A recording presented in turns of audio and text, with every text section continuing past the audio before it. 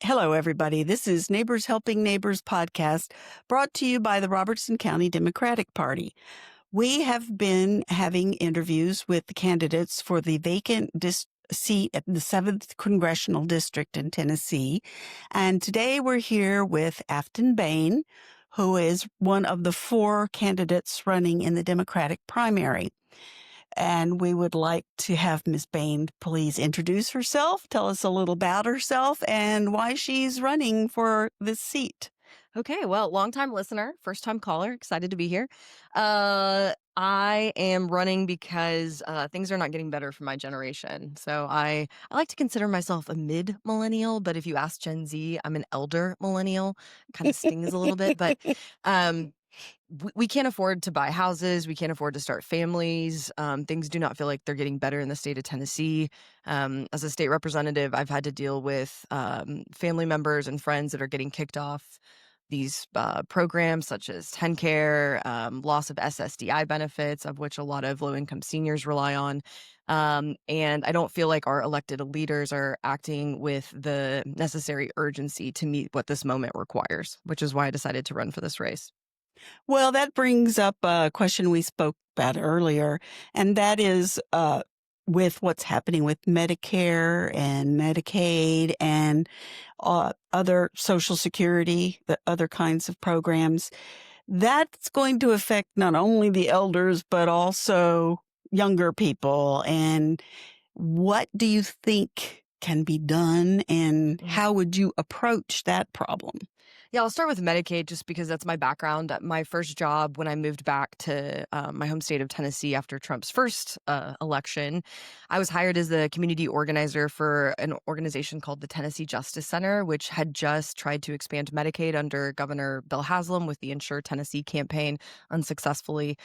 And so it was an introduction into what Medicaid actually is. And a lot of people don't understand that it's actually the lifeblood of every community across the state. It pays for 60% of nursing homes. It funds our hospitals. It funds home health care workers for families with kids with severe disabilities. And it is so inextricably linked to our county budgets, to our state budget. And so any cuts to Medicaid, and this big ugly bill decimated Medicaid for our state, is going to have real tangible impacts for Tennesseans, especially in rural communities. Now, when it comes to Medicare, there's a lot of problems with it, which I know I've been talking to a lot of folks, but the Medicare Advantage program is its whole thing. And Medicare's not covering the full cost of a lot of surgeries that I think a lot of older people need. And then in terms of Social Security, it's supposed to be financially insolvent by the year 2030. So, it would not only made the program not exist for my generation to leverage, right, as we get older. But as you previously discussed, that my generation will be caregiving for our parents, and it might run out while that's even happening. And so there might not even be these safety nets to support family networks as their parents enter old age. And I think the biggest indicator of wealth for my generation is if you don't have to take care of your parents. They don't have to move into your house. They are self-sustaining. They're able to take care of themselves and not live off of you or in your house. It's the biggest indicator of wealth for any millennial right now. Well, and let's make it clear, Social Security is not a welfare type of program. Yes. It is money that already has been paid by the people who are working and by the young people who are working today and who may not get it then later. Yeah. So it's not like it's a handout. It's something you've already earned. So this is a very strange congressional district in a way. It stretches from Clarksville down to the Alabama state line. It includes 11 whole counties, parts of 3 counties. You've done a lot of town halls, and I'm sure you've heard a lot of things from a lot of different people.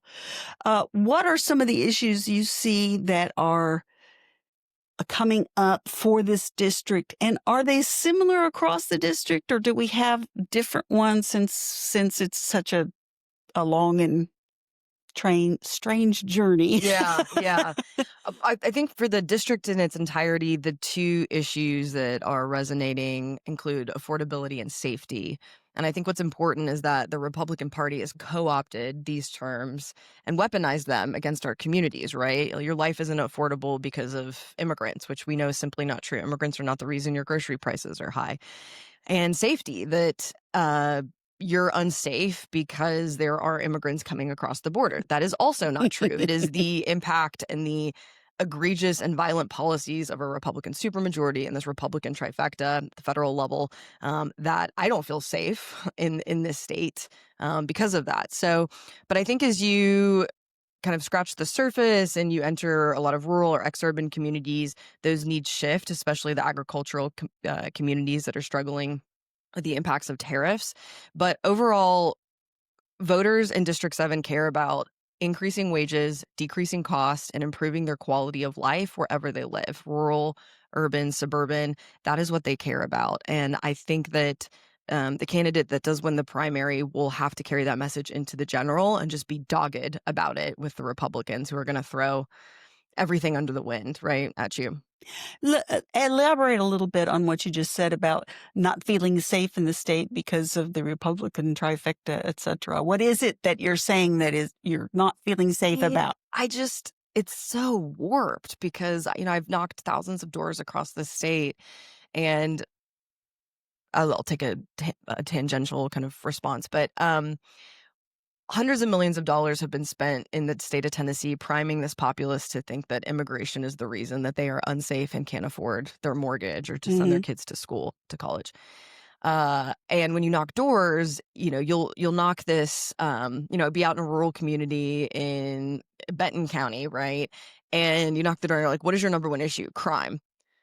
And you're at, it's a farm in the middle of nowhere, right? And you're like, okay, is the crime in the room with us? But you don't want to negate the person's experience because it is very real, right? But there's something more to that. And so what I've been trying to do on the campaign trail is articulate what that actually means in my community. I've had to say goodbye to 12 families that have left Tennessee because they don't feel safe raising their kids here. I've had to pack U-Hauls. I have sobbed holding friends that have left the state because they don't feel safe starting a family because of our reproductive policies. I mean, it's the weaponization of safety is just so warped right now that we really have to claim what it means to be safe, which is safe schools, safe communities, and safe from, big government, which is also something that they pretend not to tout, but it seems like.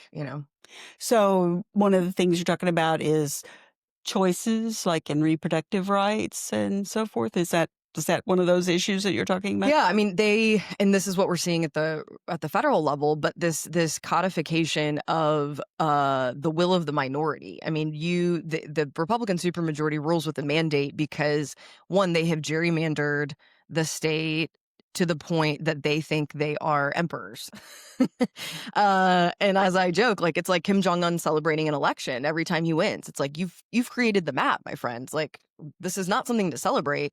But in turn, they have, even though public opinion polling shows in Tennessee that people want Medicaid to be expanded, people want choices when it comes to their health care, that's not being legislated. And instead, they are focused on the wrong issues. They're focused on the wrong 1%. And they are weaponizing their worldview against the majority of Tennesseans. Okay. So you think the majority of Tennesseans are leaning a little bit more the way that you're talking about, having choices and not being afraid of everything, and that's getting repressed how? Well, I'd like to start with saying, because I think there's, especially on the campaign trail, there's this myth of the moderate voter. And I just want to disentangle this a little bit.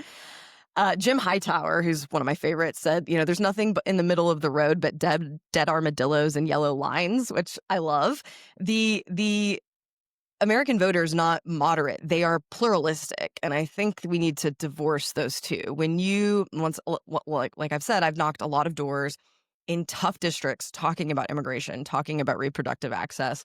And, it's like, well, I love, my immigrant brother and, I want a hospital, but I hate X, Y, and Z. And it's just, there's not a lot of ideological consistency. And so I just want to push back in terms of like the narrative that there's this moderate voter that we have to swing.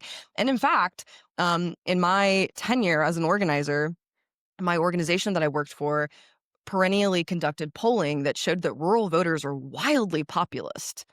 They're wildly populist. They're not, and that's why obviously they voted for Trump, right? And so that the antidote to that is economic populism on the left, but they're not moderate. And so, but when you take out the partisanship of any of these policies, right? And we don't have the ability to pass popular ballot measures in Tennessee because of our constitution, but when you put policies on the ballot, it's overwhelming. It's like 60-70%. And so, Vanderbilt conducts polling routinely of Tennessee voters that show they want healthcare access. They don't want their rights diminished. They want marijuana to be legalized. And yet it is this just this vindictive imperial power at the legislature that is preventing that. And now we're seeing that. And I think what's really interesting right now is I've been talking to state legislators in other states and Democrats in other states. It's like, oh, you're just getting a taste of what we've had for the past 15 years. Like, I'm so sorry, but this is, it's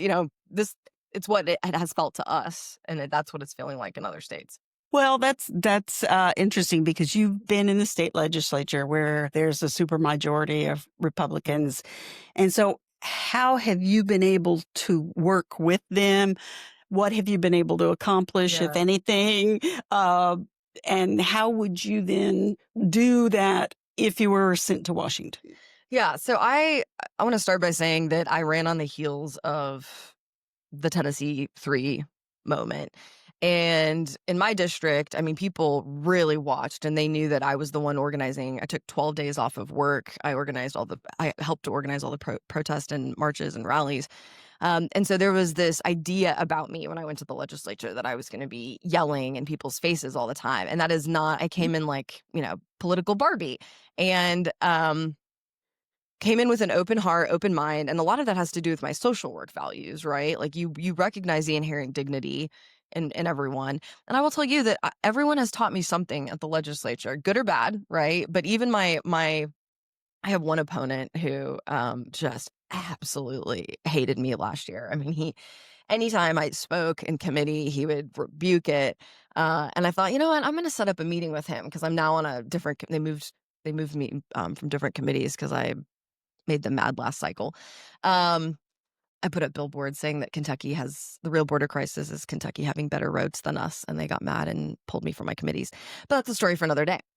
But anyway, so I set up this meeting with one of my adversaries and it went really well. And it was, I learned something from him. And I think what's missed in the legislature is like, I went to graduate school for social work. I have been able to travel the world. I have political education that most people don't have. And then why am I blaming someone else for not having those experiences? And I will tell you that most of my friends in the legislature are the most rural Republicans. I don't know why that is. It's just kind of how the cookies crumbled, as they say. But I think a lot of curiosity.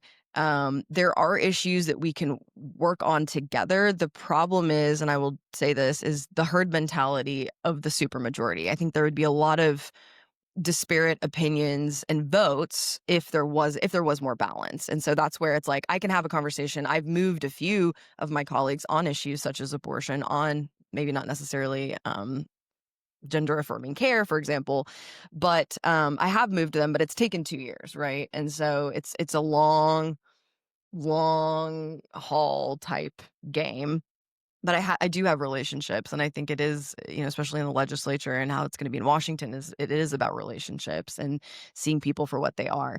And I will tell you all that, like, there's the performance, right? And then there's the politics. And, like Leader Lamberth and I, we respect each other in terms of being strategists. Like he's always scheming. He is, game respect game, right? But do I agree with his politics? No. Do I agree that someone in his position should be doing X, Y, and Z? No. But I have respect for him in terms of like his ability to organize and strategize so I try to recognize strengths in people, which I guess is a social work value. And then in doing so, then have you been able to form any alliances or been able to maybe move things a little bit along one way or another? Uh, in order, I think, for example, the grocery tax is I think a Yes. helpful vehicle for this conversation. Each party has tried to eliminate the tax, right? But they can't find a way to replace the revenue. And a lot of Republicans have come up to me the past 2 years and they're like, you should work with the governor. You should work with Sexton to try to get this done. And it's like, first of all, they don't take me seriously. Like, that's not going to happen, right?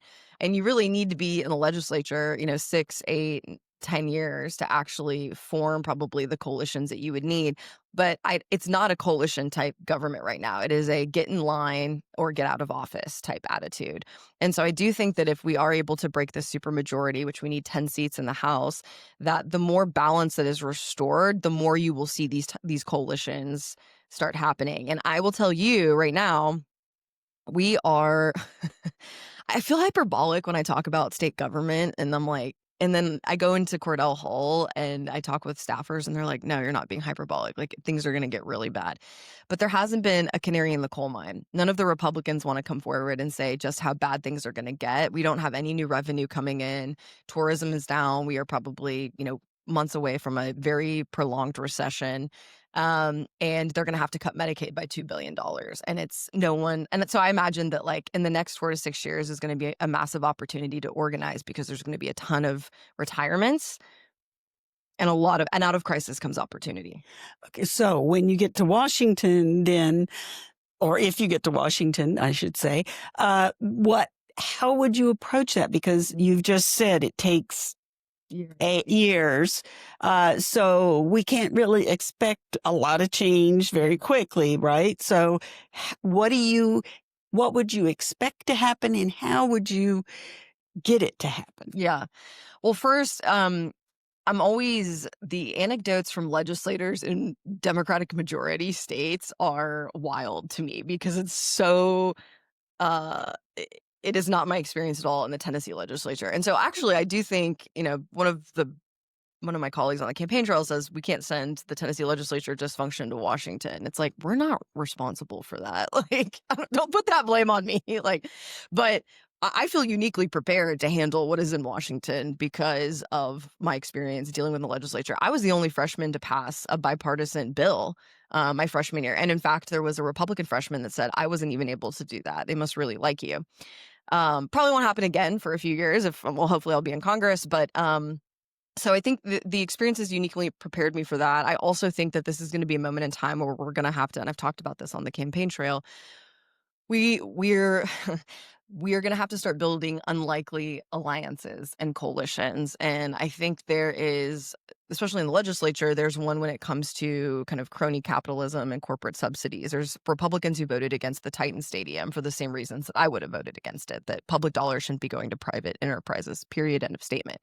That's a coalition, right? There's just not enough of them in the legislature. In Congress, there's a lot of people, right? We're seeing bipartisanship when it comes to banning congressional members from trading stocks, right? That's a bipartisan appeal. And I do think that I'm a coalition builder. And so I really do look at this opportunity to see, as things kind of devolve, who are the people we can pull to our side. Okay, so you're talking about do it issue by issue. Yes. That is how you defang the politicization of what's going on, is just issue by issue, building relationships, and not equivocating. I think what I really appreciate, I was on conservative talk radio. I try to go every month. And the host said, you're a lot like Trump. And I was like, oh my God, please. What? I said, say more. And he goes, well, you're just authentic. People know what you get in the committee room in the Tennessee legislature is what you get when you're campaigning. You are not cosplaying. You are not pretending to be someone else. It is exactly what you get. And I think that kind of dogged authenticity goes really far, because it allows, like, Republicans, when I'm in the office on Tuesdays, Republicans will come in and they'll, chit chat shop. They'll even help me, because it's like, I'm not going to agree with you on X, Y, and Z, where I stand, but on these other things, we can try to, figure out what that looks like. And I'm also just like, and I hate to say it, I think I get away with a lot because I'm white and I'm a female, right? But I'm playful as well. And so whereas like, some of my colleagues just, and I get it, right? Because it's a toxic work environment, but I'm often like cracking jokes and trying to just get through the day. And I think that playfulness also goes a long way. That's I hope so. Okay. Are there some specific issues that you want to try to address at first if you get to Washington?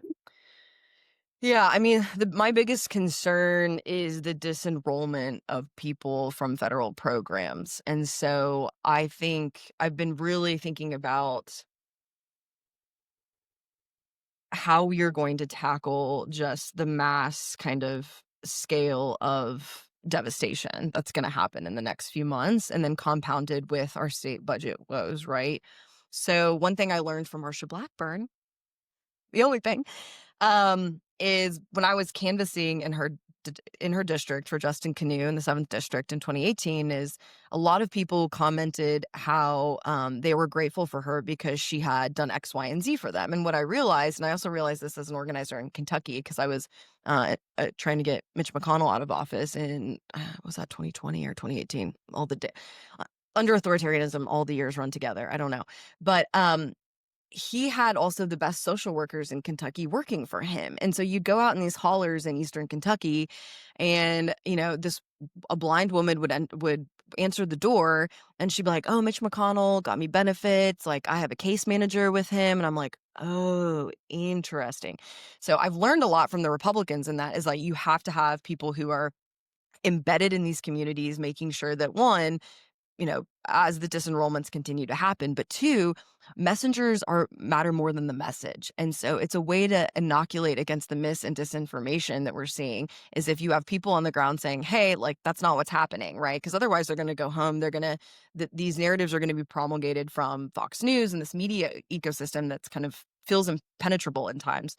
And so that's also a way to inoculate against what's going on. So I look at like the next few months, once we flip it, how are we on the ground embedding ourselves in this district so that we are inoculating against the mis and disinformation, and then providing support, real tangible support to people who are struggling. Well, how are you doing that now? How are you getting the messengers out, and how would you be able to if you're elected? Yeah. So what I've done in the past is that you hire locally. And so I think that there's this idea that, especially for a congressional campaign, for example, that you bring in all these new talents, but what we're trying to do is invest in actual people within the districts. And so my goal is, if we win the primary, is that we'll have a paid organizer for each of the counties, right? And can I just go on a quick tangent? Okay. Whatever you like. So this week I met with a woman who had run against Matt Gates. And if you remember, so she ran against him, and then he resigned in humiliation, as he should. And there was a special election, and she raised a ton of money across the country, which is what the nationalization of this race will allow us to do.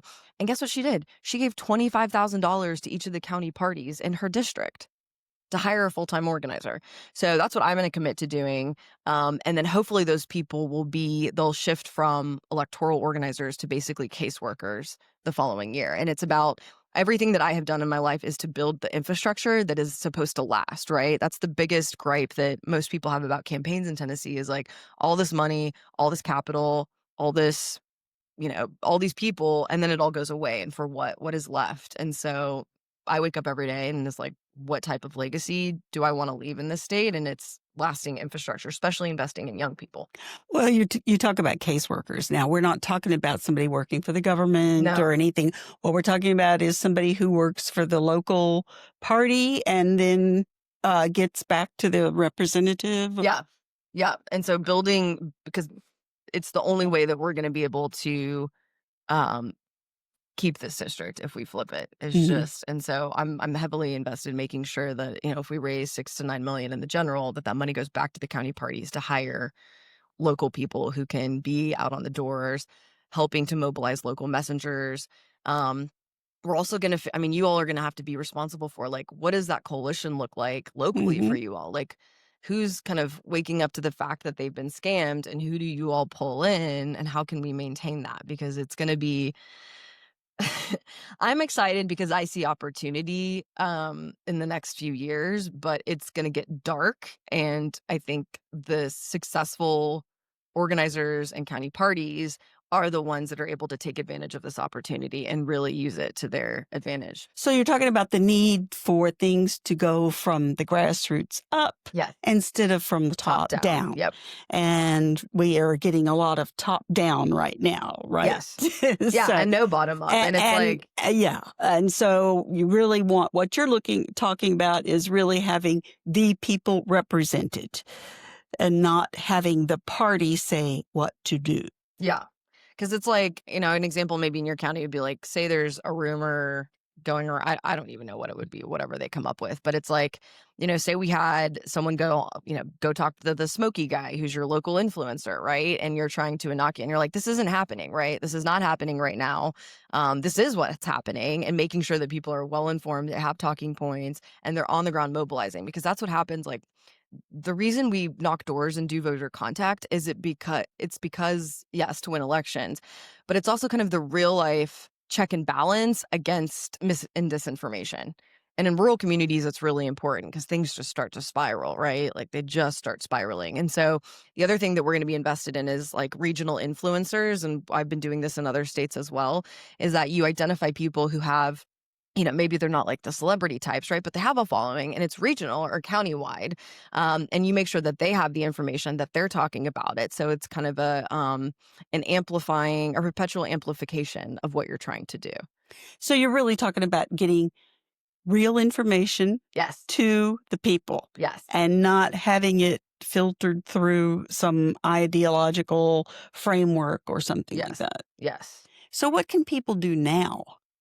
Yeah, I mean, talking to your neighbors, I think no one really knows that there's an election. I think the gravity of the situation, I mean, especially with this, it was a Democratic district in Virginia, but they maintained it, that it's just the margins in Congress are really small. And so actually this, I'm kind of shocked that I'm saying this, but in a state like Tennessee, this seat one could actually flip. And I think it's important for your listeners to know, I've been just ruminating on this for the past week, but we really need a special election strategy in Tennessee, because it's the only way to inoculate against the gerrymandering we face. And so say we didn't have gerrymandering in Tennessee, right? What we're doing now, right? Like, all of this could actually win election. Yes.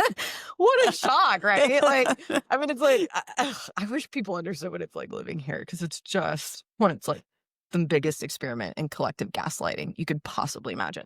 But this race in particular, in special elections in deep red states where the system is utterly rigged against you, special elections give you an opportunity to just do the work that actually wins, right?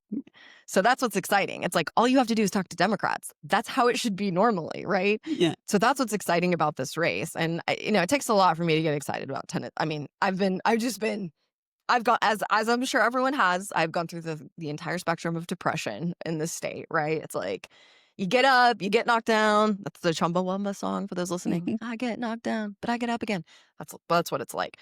But this race in particular is one that, like, I know that I'm the right candidate because of all of these variables that I've watched across the country and the background that I have. It's like, you have to have someone like me at the top of the ticket to mobilize a country, right, to reinvest in Tennessee. And I think that's a missing part, is like, this is part of a long-term trajectory, especially from my cadre of organizers and activists and movement attorneys that have been trying to rebuild the state, is like, this race is an opportunity to leverage this infrastructure that we've built to even build upon that.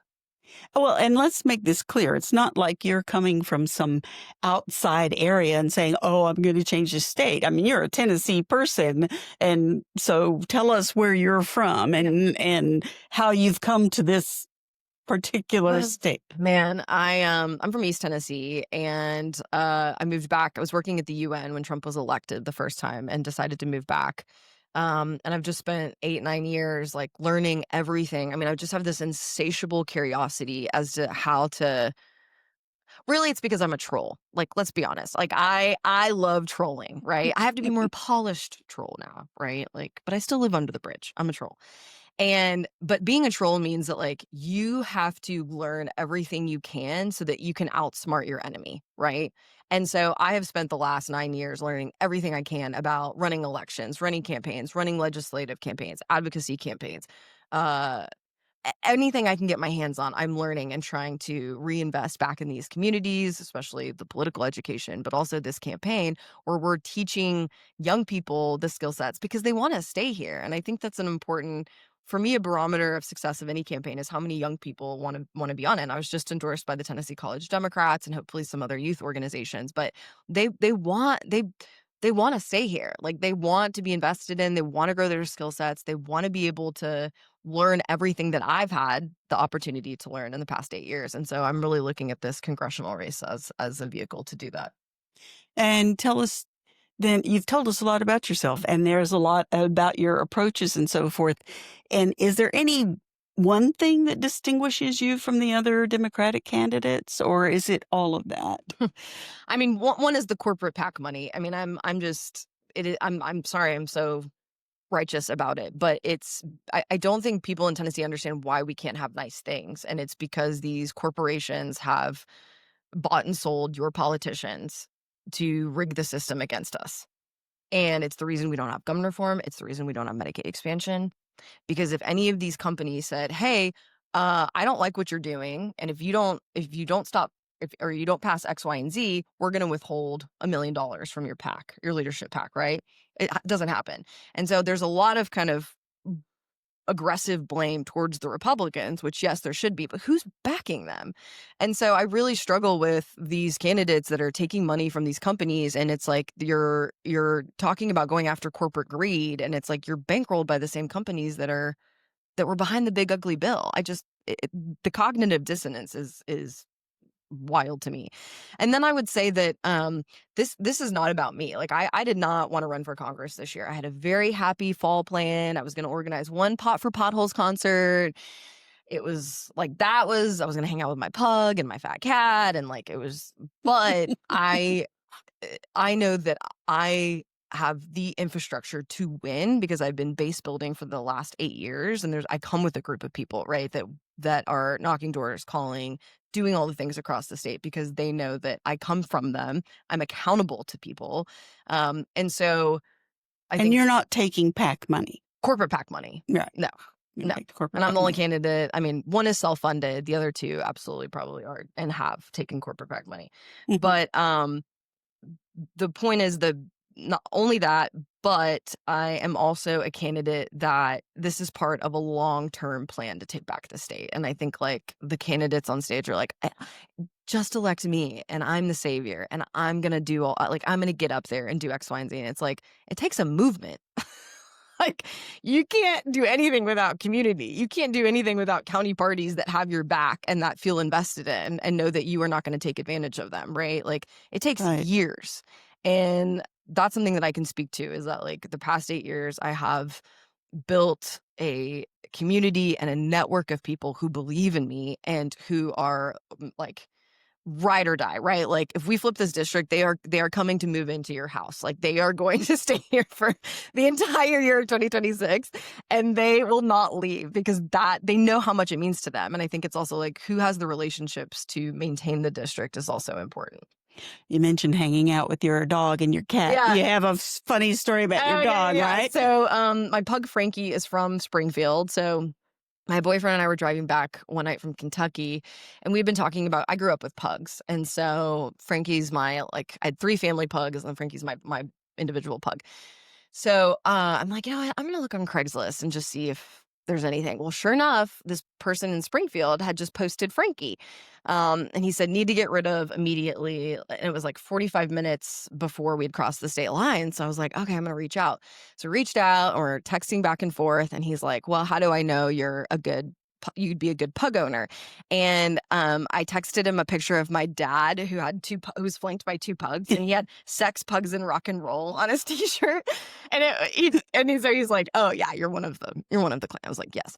So we pull into the Walmart parking lot, and he's a very effeminate guy. And he's like, well, I'm an evangelical pastor here. And, it turns out I've been spending too much on dog clothes. So my wife told me I had to get rid of him. And then he hands over this giant crate of like $300 worth of dog clothes. And we're just like, and so for the first week that Frankie was back in Nashville, he only wore shoes. He like wouldn't go out unless he was wearing shoes. And then my cat, so I got my boyfriend has a very fat cat. We call it Chonky cat. But my other tabby, Nug, I was out in Wayne County canvassing. It was the Resign David Byrd campaign. And so I was out there knocking doors talking about David Byrd in 2018.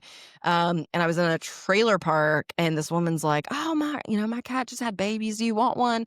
And it had been 2018 was a very tough year for me. And so I've got this picture of, and hopefully I'll post it. I can send it to you all. But holding this little tabby cat. And I'm like, can I bring him home? Can I bring him home? And he's just been, so I brought him home back to East Nashville, but he definitely has like the trailer park in him. He's the neighborhood bully. So he was the run of the litter. He's the neighborhood bully. And the best story about him, in 2020, he climbed in the back of an Amazon truck and was found 20 miles down the Harpeth River. And a college student picked him up and brought him back. And we found him 4 months later. And so the local news, it was at the height of COVID. And so my neighbor was like, people need a feel-good story. So you need to call local news. So sure enough, they did a story on Nug and his great journey home. Anyway, so he's kind of famous around the neighborhood just for being an absolute chaos muppet. And anytime anything happens, like I get a text from a neighbor, I'm like, oh, please, I hope Nug didn't kill anything, please. Like, so anyways, I've got two creatures from the 7th district that are near and dear to my heart. So that's it. So there's a representation in your house already. Yeah. Okay. Well, we've covered a lot of different things. Is there anything that specific or anything that we haven't touched on that you would really like to get out to everyone to let them know about you and your campaign? Yeah, I mean, we're very scrappy. I will say something I'd like to surface because you all are kind of insiders is it's been so there's when you're running a congressional race, there's this kind of upper echelon of people across the country that get involved in congressional races. These are like vendors, but they're also senior advisors, right? And I think what's been hard for me to grapple with is like these people who their name is social capital, right? So if you mention like these are the people on my team in DC, of which like when I was in DC, I was at a bar and someone for the Congressional Black Caucus saw my palm card on the bar. And he's like, oh, you're running for Congress? I said, yes. And he's like, well, who's on your team? And it's an immediate, like, who's on your team? And if you don't have the right people, then you're not taken seriously. And it's been a learning curve for me because like we haven't had a competitive congressional race in Tennessee and there just hasn't been that investment.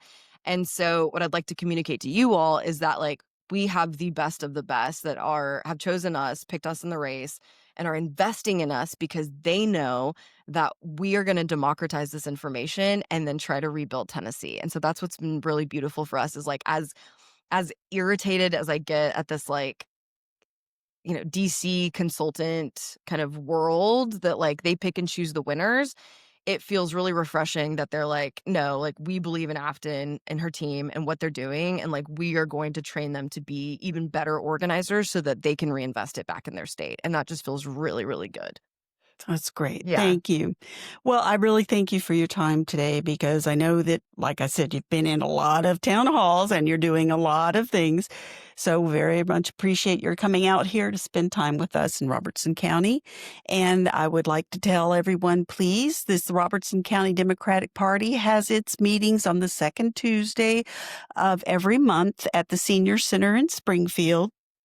Oh, the third Tuesday of every month. Pardon me. I'm sorry. I put it wrong in my notes. The third Tuesday of every month at the Senior Center in Springfield.